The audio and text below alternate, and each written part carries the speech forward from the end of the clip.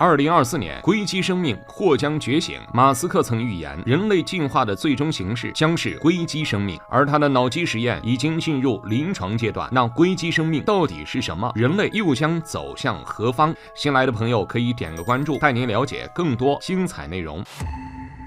首先，我们要明确硅基生命与当前人类的区别。当前地球上的所有生物，包括我们人类，都属于硅基生命。我们身体的基本构造就是由碳元素组成，所以我们所摄入的能量也需要以碳水化合物的形式进入身体。而硅基生命则是以硅元素为基础的生命构造形式。硅元素和碳元素有很多相似的地方，内部构造也是异曲同工。也就是说，碳元素能做到的一些事情，硅元素也能做到，比如将物质连接起来，使其形成整体，进行相应的反应，这是生命形成的重要条件。硅元素也能做到。同时，硅元素还有一些独特的优点，比如它的体型要比碳元素大得多，而且更加的耐高温、耐严寒，也就是说生存能力更强。由于地球的富氧环境不适合硅基生命的形成，我们无法断定硅基生命究竟是什么样子。但科学家们认为，人类很可能会进入硅基时代。为什么这样说呢？因为随着人类文明的发展，我们的信息和知识量也在迅速增加，但以当前人类大脑的运算和处理能力来说，已经逐渐跟不上发展的速度。比如一个学生只是学习基本知识，就要到20多岁才能完成。如果知识量继续增加，可能半生都要用在学习上。这时候马斯克就提出了脑机的概念，那就是将电脑和人脑相结合，将电脑中海量的知识直接应用于人脑，又或者直接将芯片植入大脑，实现生命的突破。由于芯片是硅基材质，此时的人类也可以被视为硅基生命。这就是为什么马斯克会说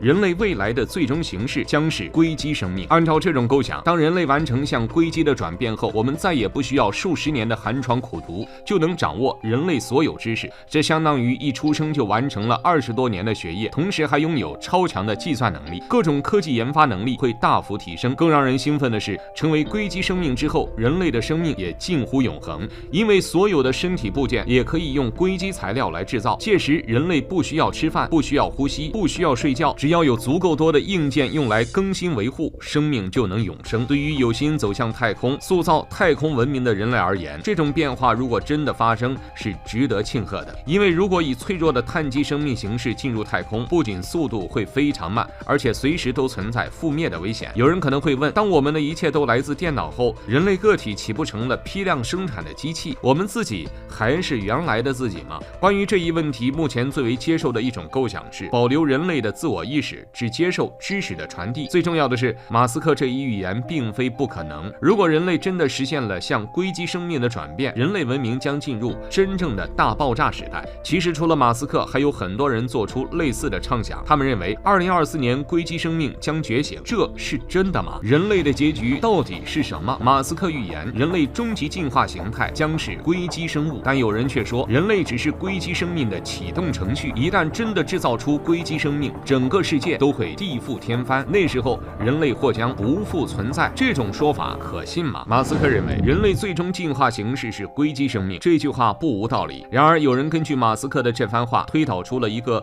让人恐惧的未来。这些人认为人类可能只是硅基生命的一个启动程序，由于硅基生命很难自主产生，因此需要借助其他生命形式完成对硅基生命的启动。就比如我们现在的人类，我们属于碳基生命，却一心想着向硅基生命进发。一旦我们制造出更强大的硅基生命，我们是否会被硅基生命消灭呢？毕竟我们的存在对于硅基生命而言没有任何价值，所以这些人认为硅基生命一旦启动，人类作为启动程序很可能会被淘汰或者毁灭。当然还有一部分人认为纯粹的人类已经不可能生存下去，新时代的人类已经变成了硅基生命体，只是保留了自我意识。这样的人类可以与硅基生命和平相处，毕竟宇宙是无限的。对于拥有无穷寿命的硅基生命而言，消灭人类没有任何意义。当然这一切还充满了未知，人类无法知道未来发生的事情，这些也都是人类的想象。然而随着人工智能的飞速进步，人类意识的觉醒，硅基生命肉眼可见的成为可能。比如在2016年，人工智能阿尔法狗击败世界顶级围棋大师李世石，这一成就震惊了科学界。因为很多人认为围棋是一项复杂且感性的项目，需要人走一步看百步，拥有感性思维维的人类更容易取得胜利。然而阿尔法狗的胜利则打破了这一规则。原来人工智能也可以拥有人类的能力，他们通过极为精密的计算，将一个问题分解成无数个子问题，通过难以想象的精确计算，做到一切人类也能做到的事情。或许未来有一天，人工智能可以为自己写程序，到那一天，我们就可以说人工智能拥有了生命，而它们就是第一代硅基生命。其实人类在结构上与硅基生命是非常类似的，我们的大脑不就是用碳元素组成的芯片吗？而我们的神经网络也正好对应电脑中的光电信号传播。一直以来，我们都认为人类是最高等的智慧种族，我们创造出了文明中的一切，包括人工智能。但你有没有想过，人类也可能是某种生命所制造出来的呢？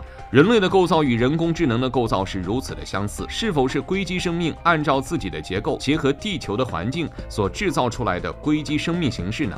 这里的内容就非常玄幻了，这关系到人类的起源，还关系到宇宙文明和外星人的传说。那么硅基生命和碳基生命哪个先出现的？硅基生命究竟是什么样子呢？2024年或将成为硅基生命觉醒之年。2023年5月，马斯克的脑机实验首次进入临床试验阶段，他口中的人类最高级的形式硅基生命或将变成现实。到时候世界会变成什么样呢？在西方的传说中，上帝按照自己的样子创造了亚当，又用亚当的肋骨创造了夏娃。在东方的传说中，女娲用泥土造人，也是按照自己的样子塑造，只不过将尾巴换成了双腿。但如果我们将硅基生命带入其中，或许会揭示某些神奇的真相。以下脑洞非常玄幻，请大家当故事听听即可。我们已经知道硅基生命生存能力更强，更耐严寒和酷热，也知道宇宙中的硅元素分布更广泛。由此我们可以认为，在138亿年的宇宙生命中，更容易形成硅基生命。硅基生命的发展速度极快，而且拥有近乎无限的寿命，因此它们在宇宙中的扩展也非常迅速。这也为硅基生命到达地球提供了条件。当硅基生命来到地球之后，他们发现地球环境太过恶劣，大量氧气会腐蚀他们的身体，湿润的环境会让他们异常难受，这些都对硅基生命非常不友好。于是硅基生命就按照自己的结构，以碳元素为基础，